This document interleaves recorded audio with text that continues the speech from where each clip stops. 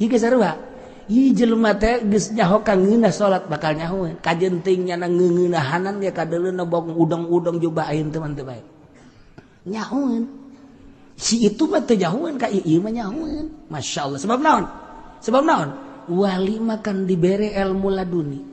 Kok bisa kos gitu sih? Kieu masalahna di jero hate teh eueuhna naon iwal ti Gusti Allah. Cahaya Allah. Allahu nurus samawati wal ard. Ima keur carita gemblangna. Berarti ketika urang ibadah ka Allah mantap bercahaya urang sebab Allah nu mere cahaya. Jadi hate teh masyaallah urang teh hirup di jero cahaya. Nah, lamun urang geus aya di jero cahaya, engke ku Allah bakal dibere naon nu dibutuhkeun ku urang. Datang ka nyahoeun itu kitu. Masyaallah. Lamun wali nyahoeun, lamun Syekh Nawawi nyahoeun bahwa ieu salah lantaran kadeuleu Baitullahna, eta ilmu laduni ngaranna. Lamun Mbah Bolong nu urang mun zara ka Ampel disebut Mbah Bolong, kunaon eta? Lantaran ieu masjid kurang iblat. Henteu percayaan jelema sekitar eta dibolongan kan kunyana mimbarna di dieu tuh Baitullah batak telah bae Mbah Bolong kunaon eta padahal teu kudu dibolongan kitu teu kudu eta mah jang supaya batur ngararintip intip jauh padahal teu kudu kitu kunyana mah tuh Baitullah kurang ieu eta kunaon laduni lamun Ki Khalil Bangkalan nyahueun ka kiaina keur salat berdi jero hatena aya sanguan di jero hatena sangu mantap jadi seserian keur salat maghrib bandeng serina carekan gulan seserian begitu di sidang atuh kula teu seuri kumaha cakna jadi jero hate kiai teh pan aya sanguan isinkan kiaina isinkan heueuh mama pugu ieu lapar hayang dahar cakna kan ilmu laduni ngaran lamun enggeus urang ka Allah bakal kanyahoan ngan moal loba omong wali Allah mah nyumputkeun kajen ting disebut teu nyaho daripada disebut nyaho ngan nyana nyaha.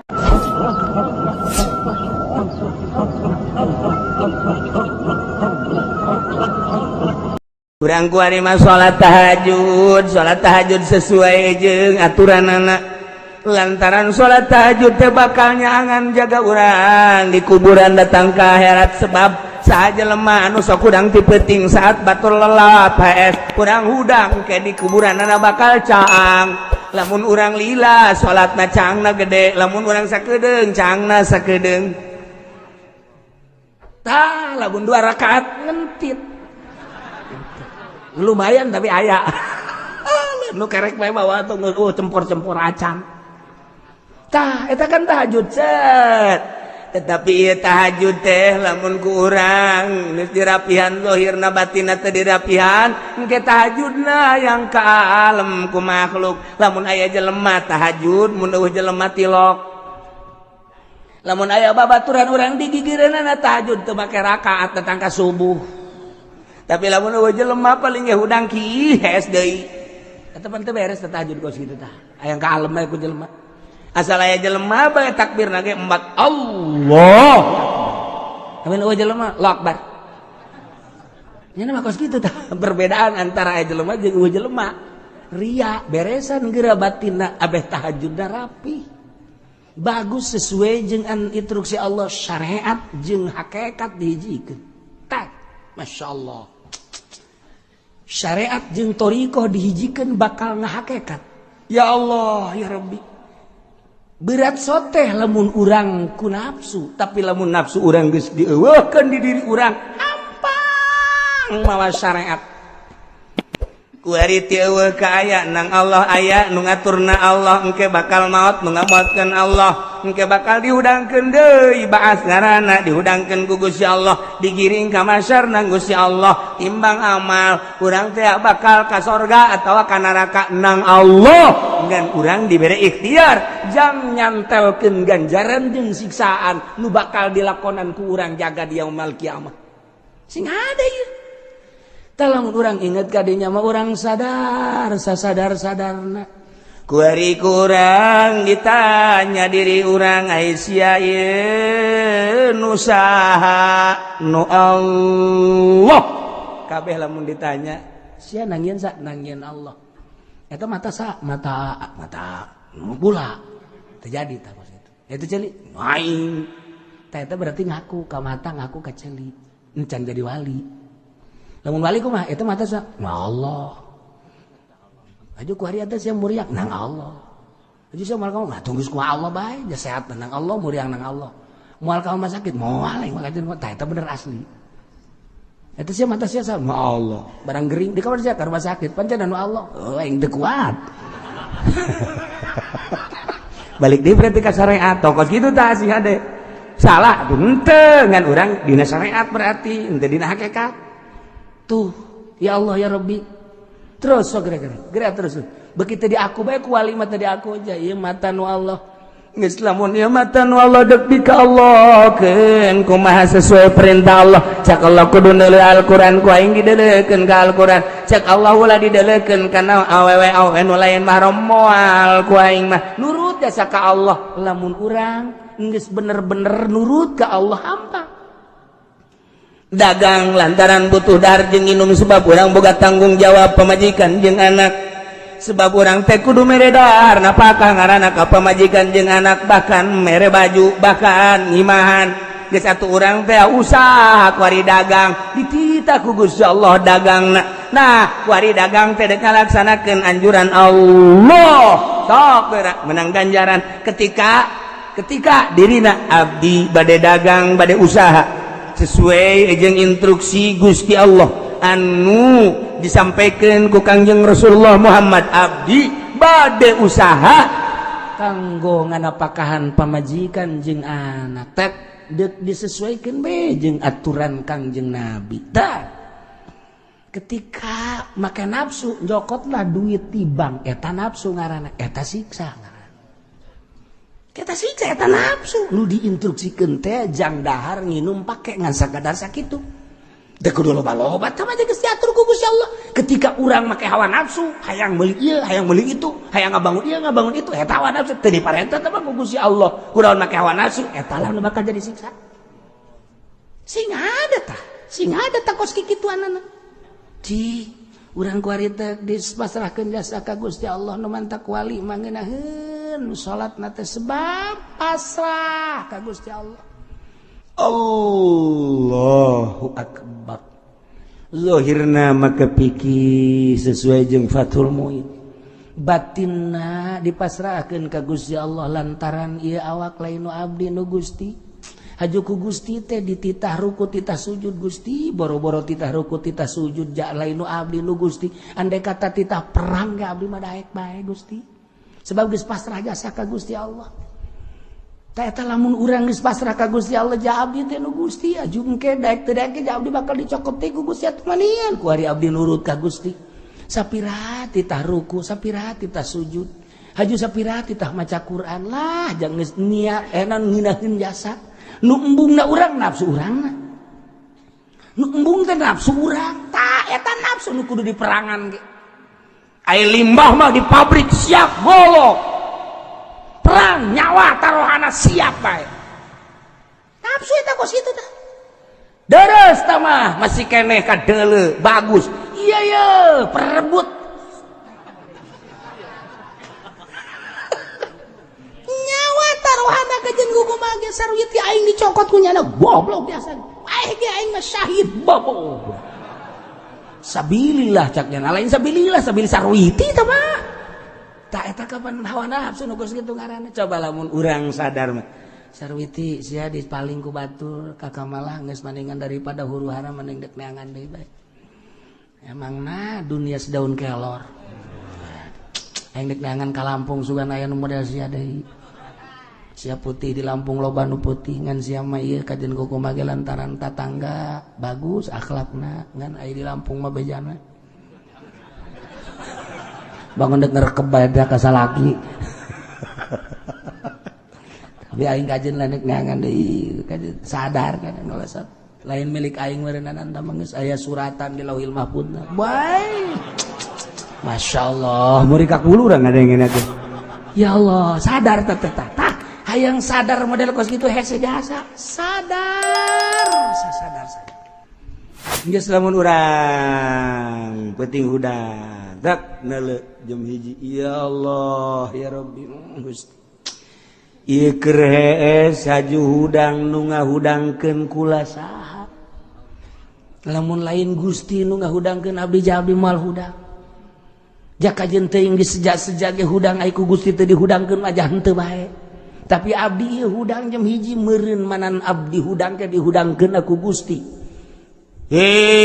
cak babaturanna teh aya nu ngomong lain ku Gusti tuh nu ngarobrol gandeng siapa kahudangkeun ku gandeng jageuninganan teh babaturan aing gandeng ge kerek gandeng ku gandeng meja kerek eta mangan sakadar adat doa dihudangkeun ku Gusti Allah jam hiji alhamdulillah Gusti nu ngahudangkeun abdi teh Gusti ieu awak abdi deuk dikagustikeun bae ku abdi pandian ku urang tiris tanya ku urang awak ai sia nu saha Allah ai cai Allah ai tiris nang Allah aja sia nu bersih tidak kusa ku Allah aja deuk ka mana ieu sia deuk ka Allah pan ka Allah kudu bersih heueuh haneut ka rasana bakal haneut ka rasana tak tiris teh nafsu tiris teh sarua jeung udang-udang udah begitu hudang enggak keneh ka subuh nafsu teh di pandian tiris eta tiris teh nafsu tapi lamun tanya awak hei awak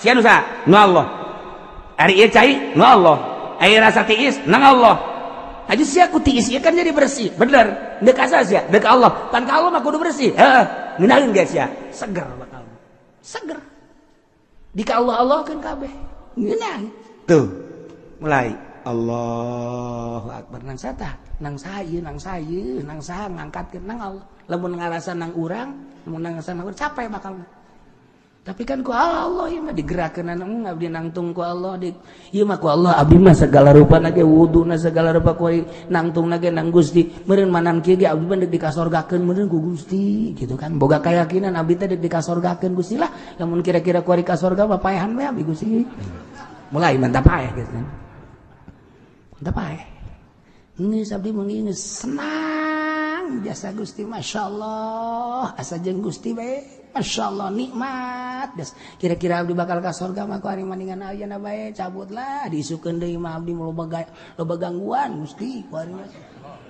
gangguan jasa keur ieu mah tiis teh tiis ku ari mah sasada digigir di sisi digigir sasada ieu jurig balulu kayak kedeng-kedeng tong teng teng teng tong teng teng teng tong teng teng teng HP sasada mangnya nanti totak HP kayak kedeng di TV kayak kedeng di isukan di tatangga suara-suara teh ambal ya Gusti abdi mah ngadenge nu kos kitu teh aing mah mendingan salametkeun we Gusti tah wali mah kos kitu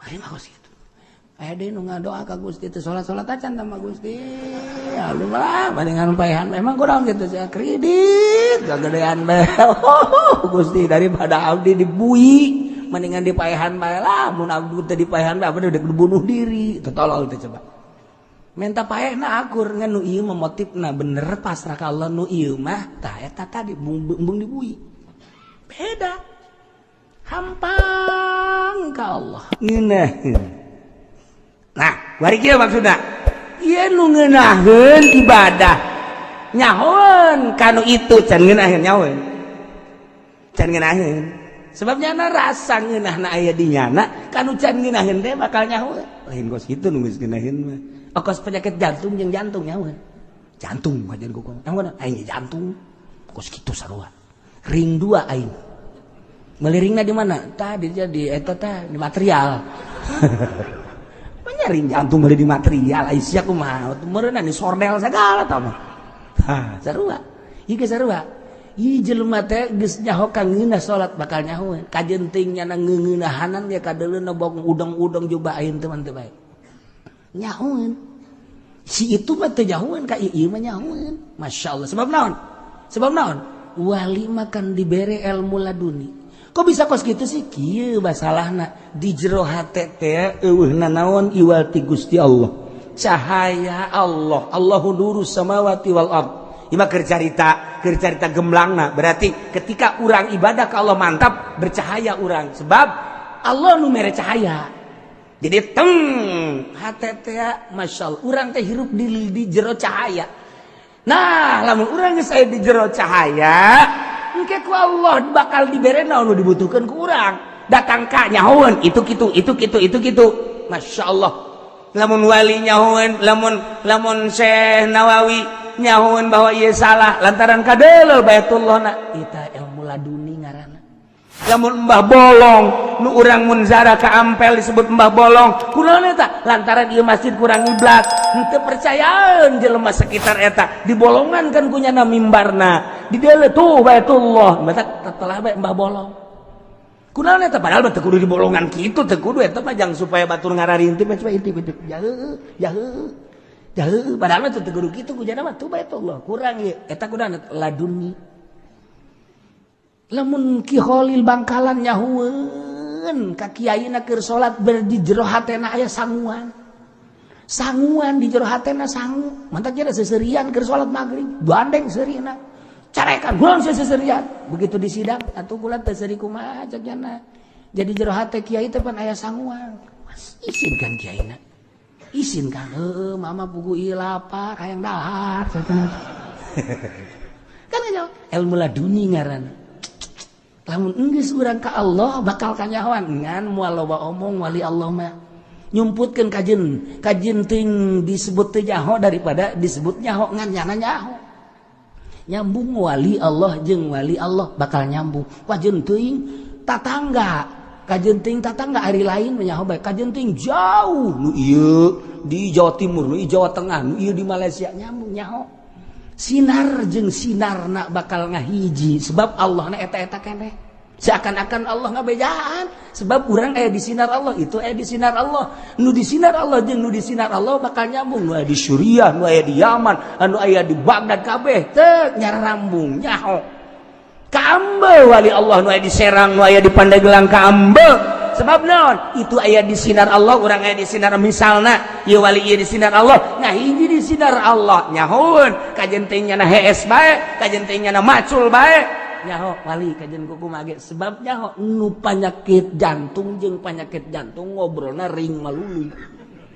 panyakit lambung jeung panyakit lambung ngobrolna ieu teu rab malulu panyakit Krisno jeung panyakit Trisno sarua bae eta teh nyana nyaritakeun I love you malulu ieu sarua mangsana teh di Bitung aya di Cisoka aya eta nyaritakeun bae aing meunang we waduh jangkrik muda di sekarang gua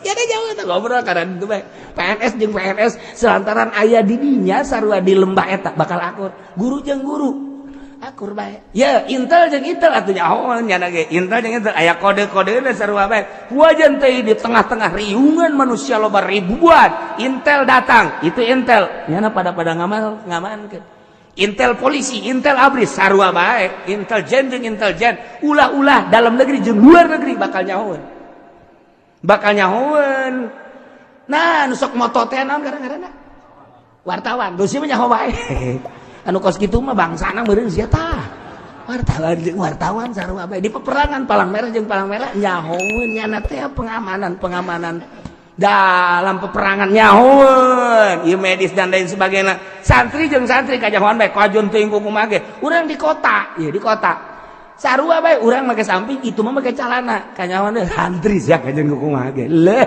kajen kumaha santri kanyahoan bae sia kanyahoan bae lah kajen kumaha PKS kunaon hideung na ngagedor-gedorkeun kanyahoan santri asli jeung PKS santri hideung tarangna PKS hideung kudu mah ketebak bae ieu santri asli ieu PKS kanyahoan tina naon leumpang tina leumpang lagi geus kajahoan santri asli mah di tengah-tengah jelema hampura punten di kota ge punten bangun minggir bae aya adab tapi PKS nabrak los beda ya tuh kajahoan we nah ieu keur carita wali jeung wali atuh nyahoeun nya sebab pada ya di cahaya Allah ieu keur carita layaripul wali illal wali nah matak naon pasrah gerak ka Gusti Allah ulah ngarasa berat ka Al-Qur'anul Karim lamun urang ngarasa berat ka Al-Qur'an berarti aya nafsu di awak urang nafsu mah saeutik bae urang hudang peuting kemudian urang sieun ka pocong eta teh nafsu urang sebab naon sebab urang embung neuleuh pocong urang mah hayang ge neuleuh nu geulis tah jadi nafsu urang teh deuleuan teh embung neuleuh pocong eta nafsu ngaranna hayang ge neuleuh nu geulis eta nafsu ngaranna ketika geus diparasakeun ka Allah nu geulis pocong makhluk Allah geus ieu paling moringkak bulu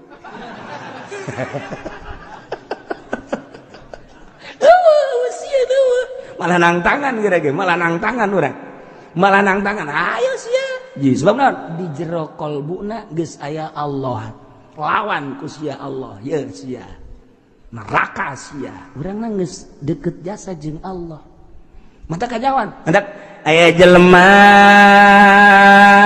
wawalianan tengah peting jam 12 manehanana mantas nyanyi lagi nyanyi model naon gitu ngaranna wali nyanyi wali mantas ya Nabi salam lah gambusan marawisan. Nah, ieu wawalianan ya. Halal sekian itu mah kejanjian wali sekian. Saya kan udah jadi wali. Nyana kebeneran mentas haju kapetingan, mana hujan, mana candahar. Kebeneran ya mah kiai ya. Masya Allah. Kebeneran kiaina bener-bener geus jadi ahli Allah. Ya, aing dekai mah kiai. Ngendong di manyana pasti sarua pada wali mangke aing disuguhan ke aing dibere kamar aing mandi ngeunaheun isuk-isuk aing balik geus dibere nyarap mantep lah cek nangis masyaallah alhamdulillah cek anugerah ti Allah di luar kene geus ngomong gitu geus disebut anugerah. Assalamualaikum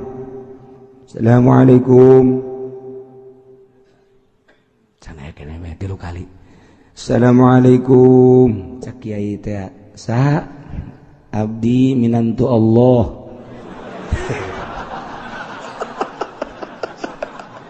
eta bahasa geus luhur biasa tama bahasa luhur tama geus abeh di pajar wali kan maksudna wali asli mah ngomong gitu masalah geus paham geus wali jeung wali mah paham sanajan salah ge sebab timbul tina kadeuketan cenah jeung Allah ayeuna ge nurutan bahasa wali abdi minantu Allah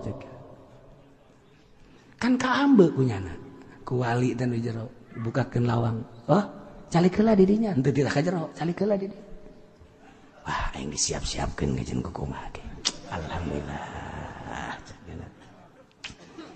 horenganan kiai nu ahli Allah mah wali teh make baju heula rapi taju keluar ngobrol sakedeung di mana ye abdi mantos dakwah cek nyana teh alhamdulillah masyarakat antusias mudah-mudahan bisa ngamalkeun cekeun terus abdi kapentingan hayang istirahat eueuh deui istirahat nu paling ngeunah mah sama-sama mantu Allah cekeun teh ya urang di dieu lah eueuh deui lain teu kabeuli hotel lain teu kabeuli tetapi wah minantu Allah teu pantes cekeun kudu di hotel iwalti kudu jibabarengan jeung minantu Allah deui kan wali mah nyaweun sia mah lain minantu Allah cek kana teh sia mah juri cek hatena teh geus we tujuannya na hayang ngendong di dinya bakal dibere kamar mandi dahar katirisan kalaparan nyana bakal nikmat lantaran salah ka wali tah nyana sebab nyana lain wali cak kiai nu wali teh yeuh tuturkeun abdi cih pancak kiai teh tuturkeun ya ayo abdi cenah ieu ngendong di tenang cek kana ngendong mah urusan gampang diajak lelumpangan dari katukangeun terus rada jauh aya ta masjid nah besi rek ngendong mah di dieu bae lepan sebab ari minantu Allah mah kudu di imah Allah ieulah imah Allah ditinggalkeun ku nya hakan ta minantu Allah cek kana teh nya balik deui dadah minantu Allah tinggal ngana bae kieu bae sial amat cek kana teh kanyahoan emang kumaha gitu okos Habib wawalianan datang ka imah kiai kemudian dipayang-payang aja ngomongnya nak waduh jarang Pak Kiai katanya turun. Ini mah mau ke rumah Kiai aja. Dia mah udah nggak mau ketemu sama siapa-siapa, mau ketemunya sama Kiai doang. Kan kaambeun ku ahli Allah mah. Ya nipu sia kajian kukumaha ge moal kebel ge ngitung ya kajian kukumaha ge. Oh, dieu cenah geus kikieuan bae bangun papanaan teh terus ngobrol. Terus ngobrolnya teh ngobrol. Terakhir doang Kiai kalau pengen selamat harus ngeluarin uang biji 9 ceknya teh. Biji 9 gimana? 9.999. Eta mah kieu-kieu goblok. Atuh kaambeun walian mah tirokos kitu ujungna. Wali asli mah embungeun dibere duit aju ngadoa salamat khusus jang kiai umum jang masyarakat di ongkosan ge embung eta asli wali. Ieu mah mun aya embe di bawah, mun aya kebo di bawah, malah mah mun aya pamajikanna dua nu hiji jang aing tolol meureunna. Kaambeut ulah sok wawalianan. Ngan embung ribut bae kiai. Aya nu ribut goblok meureunan. Eta mah sarua pada juri kabeh. Hayu ngade besis ya jeung aing. Ini mah jangan begitu, ini mah Habib. Gua bukan lihat Habibnya, lihat akhlaknya. Kalau lihat Habibnya bener, tapi akhlaknya gak beres nih. Tuh, eta mah deres Habib, nulain Habib wawalianan nih. Aya nulain Habib ge wawalianan, make calana luhur sabelah, handap sabelah. Ati mah lain wali nu gelo ieu mah. Waya salat teh salat, teu beres. Teu beres. Cek dina kitab Tanbihul Ghafilin. Lamun aya jelema hiber, lamun aya jelema napak sancang, lamun aya jelema teu dahar-dahar, hebat jasa, hebat. Ulah waka dihebatkeun, deuleuh heula nyana, salat henteu, puasa henteu. Lamun nyana bisa hiber, bisa napak sancang, tapi teu salat, namu ka imah urang, geus wali asli atawa lain usir kos kitu. Ulah dituturkeun ulah, babari bae aja kitab Tamzul Ghafilin mah kumaha gitu. Taman deuk wali teh deuk lain, pokona urang mah sebab urang mah neuleuna syariat. Ketika nyana teu daek salat, geus ka ditu bae. Ye, kana teh aing mah wali asli. Da bodoh, wali asli ge bogan henteu nembongkeun syariat. Indit. Kula mah nuturkeun syariat bae. Tuh eta kan bunda eta kos kitu urang ka urang ngeunah. Bisa aya jelema wawalianan kieu kitu haju salat henteu, puasa henteu. Aju hitut ge salat bae. Wah. Cek nya wali beteuna naon teu boga wudu ge babau urang. Beres si wali tas itu tuh, tapi kan jadi imam deh. Saya imam, iya bener wali iya tadi tas itu tuh wali mah batal cak jana. Ambo. Geus tah nyaminan tuh Allah mah geus di masjid tah sia tiris-tiris los. Kaya hoat. Ya Allah. Ulah sok sambarana. Biasa bae sin wajar.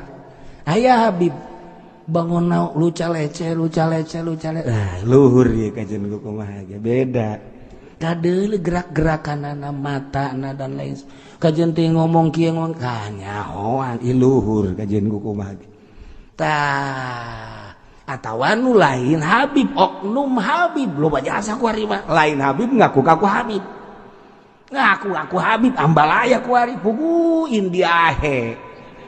Ya Allah, iya mah India he mah. Ya, batur hema malini ngaku Habib ya. Beres ya.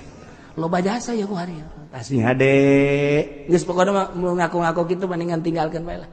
Tinggalkeun geus ulah, mesti urang katipu. Ya Allah, ya Rabb. Pemberitahuan kepada Pak RT Junaid jeung Mang Udin suruh pulang dikarenakan saudaranya meninggal dunia. Nu mana ti urang mana? Ente kayak Udin kalau luar kabeh deui.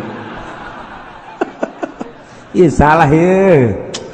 Ya, pemberitahuan kepada Pak RT Junaid yang Mang Udin suruh pulang dikarenakan saudaranya meninggal dunia. Junaid mana? Lemburan ya itu kan salah ya. Kayak Udin lo mah Udin, ke Udin barali kabeh deh. Aduh ya lembur mana gitu tah. Ya terserahlah, nu boga rasaan lah pokona mah ya. Nu boga rasaan Udin segera pulang. Jeung Junaid segera pulang. lain. Lemburan udah. Ya Allah.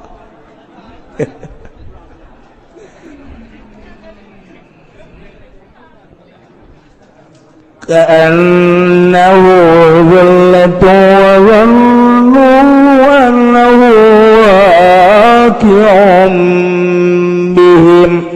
Gunung diangkatkan ku Gusti Allah seakan-akan mega di luhur nyaungan manehanana ngiwan manehanana.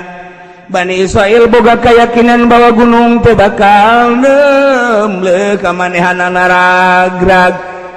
Lamun manehana teu narima kana hukum-hukum kitab Taurat, nu mantak manehana teu ngalaksanakeun lisik liang ngarasa berat. Mantak kade cek Gusti Allah khudhu ma atainakum biquwwah. Cara kelan ku aranjeun kabeh kitab Taurat anu ku kaula diagung geus dibikeun ka aranjeun kabeh cekel kalawan sekuat-kuatna nyaan cekel. Hartina cekel teh ulah kaluar tina aturan-aturan kitab Taurat. Wazkuru ma fihi, amalkeun isi kandungan kitab Taurat la'allakum tattaqun, abeh maneh takwa sieun ka Allah. Kitu didongengkeun ka Kangjeng Nabi sarua Al-Qur'an. Cekelan sing pagel Al-Qur'anul Karim, khudhu ma atainakum. Cekelan ma Al-Quran atainakum anu ku kaula nu agung kami nu agung geus ikeun ka rajan kabeh bikuwatin. Cekelan sing nyaat sing pagel sing kuat ulah gulak gelak nyekelan Al-Qur'an sing pagel. Cak Quran wajib laksanakeun, cak Quran haram tinggalkeun. Hayu Al-Qur'an moal kebal pae sia. Namun kaluar tidak aturan Al-Qur'anul Karim jaga di akhirat sia bakalna dikerebekeun di neraka jahanam sia. Moal kebal. Khudhu ma atainakum. Awas. Wadhkuru ma fihi. Amalkeun isi kandungan Al-Qur'anul Karim. La'allakum tattaqun. Abeh maneh sieun ka Gusti Allah. Masyaallah. Ieu keur carita kisah Bani Israil di zaman Kangjeng Nabi Musa alaihis salam. aya mana isyarah cek ahli tariqah mah diisyarakeun bahwa wa inna taqnal jabala, ingat anjeun Muhammad waktuna kami nu agung cek Gusti Allah ngaluhurkeun gunung-gunung mana eta gunung anu dipake munajat ku Kangjeng Nabi Musa, Tursina anu aya dina Al-Qur'an, wattini wazaituni wa turi sinin wa hadzal baladil amin. Teu kudu neangan ka Kairo utara Kairo antara Mesir Yordania jeung Israel didinya lah sebelah utara gunung Kairo yakni Mesir didinya aya gunung ngaranna Gunung Tursina. Cek ahli tariqah teu kudu ka Kairo, teu kudu ka Yordan, teu kudu ka Israel. Gunung Tursina mah aya di diri urang.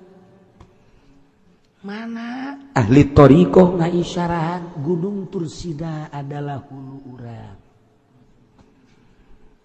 Ingat anjeun wahai manusia, idna taqnal jabala, waktu kaula nu agung ngaluhurkeun hulu, fauqahum disaluhureun aranjeun kabeh, ka'annahu zullah, seakan-akan hulu teh nu niungan anjeun.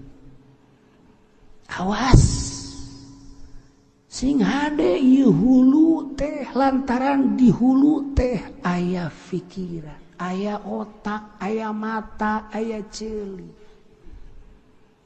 Gunakeun ieu hulu teh sesuai jeung aturan Al-Qur'an. Khudhu ma atainakum biquwwah, ceklan ku anjeun Al-Qur'an nu geus dibikeun ku kaula ka anjeun kalawan kuat. Deuleu Al-Qur'an ku mata, awas hulu teh gunung. Dengekeun Al-Qur'an ku ceuli, awas gunung teh hulu. Omongkeun Al-Qur'an teh awas ieu gunung teh hulu.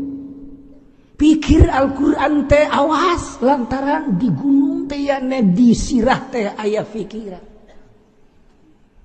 anjeun teh lamun teu ngatur hirup teu sesuai jeung aturan Al-Qur'anul Karim awas hulu bakal jadi siksa ka sia bakal dibadukeun hulu ka sia muter hulu teh gunung teh dedelean teu pararuh dedengean teu pararuh gara-gara deule denge omongan jeung pikiran bakal disiksa sia jaga di akhirat lantaran ieu teh sumber siksa. Ingat anjeun wahai manusia ketika aing ngaluhurkeun hulu sia di hulu sia teh aya otak aya pikiran aya denge aya mata aya sungut aya irung gunakan ku anjeun pake mencerna Al-Qur'anul Karim khudhu ma atainakum biquwah cekelan ku aranjeun kabeh Al-Qur'anul Karim dengan sekuat-kuatna lamun can kadeule-deule ku sia lamun can kapikir-pikir ku sia lamun can kadenge-denge ku sia Al-Qur'anul Karim dengekeun ku sia urayan-urayan Al-Qur'anul Karim di mana aya kiai guraykeun Al-Qur'anul Karim dengekeun ku ceuli sia aing geus mere modal ka sia ceuli sia aing geus mere modal ka sia batas sia aing geus mere modal ka sia otak sia pikiran sia aing geus mere modal ka sia sungut sia lamun sia henteu ngajadin sia henteu nuturkeun sakumaha Al-Qur'anul Karim disiksa ku aing sia sakumaha disiksa na Bani Israil diangkatkeun ku aing sia hulu sia dibadu-badukeun ku aing sia lamun henteu ku ari di akhirat sia ku aing dikulub sia idza taqnal jabala modal gunung urang geus aya teu kudu neangan ka Kairo teu kudu neangan ka Yordan urang teh geus dibere gunung ku Allah hulu urang seakan-akan gunung cek Allah khudhu ma atainakum biquwwah wadhkuru ma fihi amalkeun eusi kandungan Al-Qur'an la'allakum tattaqun hayu sia abeh takwa ka Gusti Allah sing hade ieu hulu urang titipan ti Gusti Allah bisa jadi rahmat ieu hulu bisa jadi siksa ieu hulu tuh masyaallah nu mantak dina surat Baqarah geus dijelaskeun wa idza khanna waktu nakaula ngalak misaqakum marafana fawqakum at-tur khudhu ma atainakum biquwwah wadhkuru ma fihi la'allakum tattaqun sarua jeung di surat Baqarah sarua jeung ieu dibalikan deui kisah-kisah nu tadi aqanna mitsaqakum marafana faqakum turkhudhu ma atainakum biquwwah ieu sarua jadi mana isyarat ieu leuwih dahsyat lamun Kangjeng Nabi dibere kisah tentang kaum Kangjeng Nabi Musa alaihissalam orang Israel nu buang kawarah teh disiksa gunung dikaluhurkeun manehanana sujud lain sasujud-sujudna horenganan deuleukeun ieu ragag moal ieu gunung teh ku buang kawarahna ieu ge sarua urang ge kuari Quran aya endahan dideuleukeun ku mata sabelah Al-Qur'an teh padahal instruksi geus nyaho ieu harap itu benar tapi urang deuleukeun ku mata sabelah disiksa sia moal kebal deui sing hade sia masyaallah sadarkeun diri urang komo nu geus karolot moal ka mana deui pasti urang dipiceun ku anak incu urang ka leuweung dikubur urang sapoe 2 poe 3 poe saminggu bakal nahan getihan ajur awak urang nu kuari ku urang dimumule ku urang dagang teu nyaho haram urang teh deuleu teu nyaho haram deui teu nyaho haram asa nu urang asa nu aing asa hebat awak aing teh kakayaan aya di aing jabatan aya di aing kagungan aya di aing sakedeung deui sia bakal jadi cacing di jero kuburan sia sing hade khudhu ma atainakum biquwwah wadhkuru ma fihi la'allakum tatakun sadarkeun diri urang dengan makna isyarah ialah jelema loba nu jaradi solihin loba nu jaradi wali-wali Allah lantaran gunung seakan-akan ieu adalah kitu sirah teu kudu neangan gunung Tursina teu kudu neangan gunung-gunung nu lain Allah geus ciptakeun gunung di diri urang bahkan diamanatan ku Gusti Allah mata ceuli irung sungut pikiran sing hade amanat gunung eta teh bakal jadi rahmat atau bakal jadi siksa diserahkeun ka sia cek Gusti Allah aing nyiptakeun sia aing geus jadiakeun surga jeung neraka. Mudah-mudahan urang kabeh disalametkeun ku Gusti Allah sehingga urang bisa takwa ka Gusti Allah sehingga ku takwa urang bisa selamat bi barakati umil Quran al-Fatihah. Bismillahirrahmanirrahim. Alhamdulillahirabbil alamin arrahmanir rahim maliki yaumiddin. Iyyaka na'budu wa iyyaka nasta'in. Shiratal mustaqim. Shiratal ladzina an'amta 'alaihim ghairil maghdubi 'alaihim waladdallin. Cirian ke bulan Syawal kapanggih deui aya tandaan. Cirian di dinyana sampai di sini libur panjang. Wa kadzalika mimman 'allamnahu wa kadzalika lan halika ya mangkono mazkur mimman iku tetep saking wong kang nguruh ingsun sadayahu ing man dakhala manjing man misra ing misra min auladis sayyid saking pirang-pirang anak Sayyid Ali wa mimman lan iku tetep setengah saking wong alamna utawi Ummu Kulsum Sayyidah Fatimah al-Madfutani kang den pendem karone al-Madfunatani kang den pendem karone ala ra'si zaqaq ing atase muka dadalan zaqaq kang sempit alladzi yadkhulu minhu kang manjing yaladzi minhu saking kang manjing kitu alladzi yadkhulu kang den panjing apa minhu saking zaqaq ila qabil Imamil Laits bin Sa'ad maring kuburan Imam Laits bin Sa'ad abeh di Cirian tadi anu dikubur di Mesir nomor kahiji ialah Sayyidah Sakinah nu kamari waktu ka Mesir kami zararah ka Sayyidah Masakinah.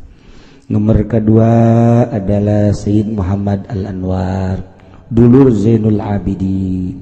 Nomor ketilu Sayyidah Zainab Bimdatul Imam Ali bijawari konatir sibak kamari ziarah ke Sayyidah Zainab. Nomor selanjutnya biman alamnahu khala misra nu asub kata jelema ka Mesir min auladi Sayyid Ali yakni Sayyid Ummu Kulsum italah aya di ditu nu kaopatna di Mesir Sayyidah Fatimah putra situ Sina Ali mah lain Fatimah putra Kangjeng Nabi anu ka Mesir manehanana dikuburna ala ra'si zaqaq dina muka jalan sempit alladzi yadkhulu minhu anu bisa diasupan kalinya tepikeun ka ila qabril Imam Laits bin Sa'ad aya cubluk-cubluk kubah di dinya di awalna eta kuburan Ummu Kulsum Sayyidah Fatimah kemudian mun lurus terus ka ditu eta aya kuburan kitu Imam Laits bin Sa'ad ai anu kamarima Imam Abu Laits As-Samarqandi ari ieu mah imam sahabat Imam Laits bin Sa'ad sahabat boga anak ngaranna Laits dikuburna sarua di Mesir. Jadi di Mesir ieu cucu-cucu Kangjeng Rasul buyut-buyut Kangjeng Rasul seueur pisan nu diarangkat jadi wali-wali Allah Subhanahu wa taala. Mudah-mudahan orang bisa ziarah ke Mesir ka Imam Syafi'i, ka Imam Zakaria Al-Ansor, ka Imam Waqi', jeung ka Imam Sya'ata'illah, jeung ka Siti Sakinah, Siti Zainab, jeung para aulia-aulia Allah Subhanahu wa taala. Cirian deui di dinya. Abeh engke urang kitu. Setik deui. Wa Sayyidah Ruqayyah Al-Madfunah bil qurbi lan Sayyidah Ruqayyah kang den pendem kalawan parak min jami syajarat tidur saking kitu besi jami syajarat tidur bil qurbi min dakhilil khalifah amiril mu'minin al-Abbasi wa qila annaha dan ucapakeun anha satuhunna ya Sayyidah Ruqayyah ikum min amai Sayyid Ali saking ikut tetap saking pirang-pirang gitu amat Sayyid Ali lamin binaihi ora saking lamin banati ora saking sake anak wadone Ali kitu kene aya deui ngaran Ruqayyah. Ruqayyah eta lain Ruqayyah putri Kangjeng Ruqayyah putri Sidin Ali al-madfuna dipendem dikubur deket di jami syajar tidur deket min dakhil khalifah amiril mu'minin al-Abbasi didinya cek sakal mah Siti Ruqayyah mah eta teh amat Sayyidina Ali lain putrina karumpul kabeh didinya maka zalika cirian di didinya. Disinilah libur panjang. Wallahu a'lam bishawab. Bismillah.